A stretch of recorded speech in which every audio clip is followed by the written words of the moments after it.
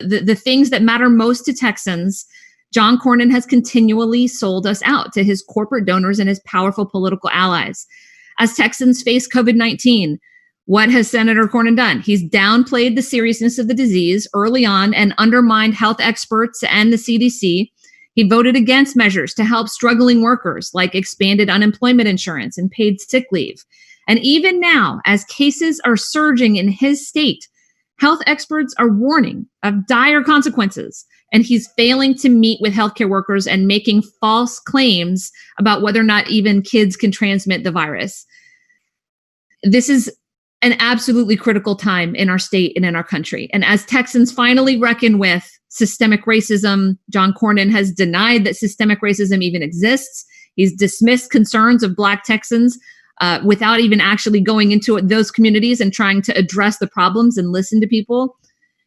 And as Texans have faced a healthcare crisis long before COVID-19, by the way, what else has Senator Cornyn done? He's voted 20 times to repeal the Affordable Care Act, which would strip healthcare coverage from millions of Texans. And he even accidentally admitted that luckily people had the Affordable Care Act to fall back on, and yet he remains the Affordable Care Act repeal's top salesman. He's tried to take us back to a time when we could be discriminated against for having pre-existing conditions. I have 2 kids, so I have the pre-existing condition of pregnancy. Most people have one. He's tried to take us back to a time when we could be sold junk plans by his insurance allies. He's watered down and obstructed meaningful legislation to address sky-high prescription costs under pressure from his big pharma donors. Look, as Texans deal with the gun violence epidemic, a broken immigration system, Cornyn has cashed checks from the gun lobby as weapons have been shipped south of our border, nearly 250,000 every year, which causes a humanitarian crisis. And then he turns around and takes money from the private detention centers whose profit margins soar also. John, I know that you haven't talked to real Texans in a while, but if you had, you would know that we are fed up with this broken system.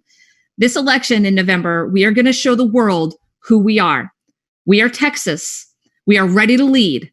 We want real leadership to steer Texas through a public health and an economic crisis caused by COVID-19, but that was also ready to boil before this pandemic. We want affordable health care for every single Texas that's also accessible to those in rural areas. We want an end to systemic racism. We want aggressive action on climate change. We want common sense gun safety measures.